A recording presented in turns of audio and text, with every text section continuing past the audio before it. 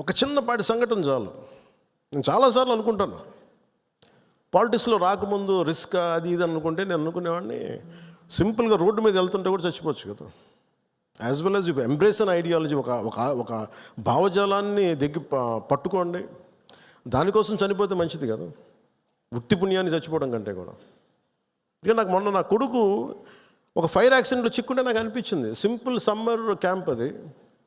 Fire యాక్సిడెంట్లో చిక్కుకుంటే పక్కన ఉన్న ఒక బిడ్డ చనిపోయింది, ఇంకో పక్కన ఉన్న బిడ్డ మొత్తం కాళ్ళు చేతులు మొత్తం కాలిపోయినాయి. వీడికేమో లోపలికి అంతా ఈ కొంత ఫస్ట్ డిగ్రీ జరిగినాయి బర్న్స్. తర్వాత లోపలికి సూట్ అంటుందని గాలి పీల్చేయటం వల్ల ఆ పొగ. నా కొడుక్కే అర్ధరాత్రి పూట లేచి ఆ మేడపై నుంచి పడిపోతున్నట్టు కళ్ళు వస్తాయండి.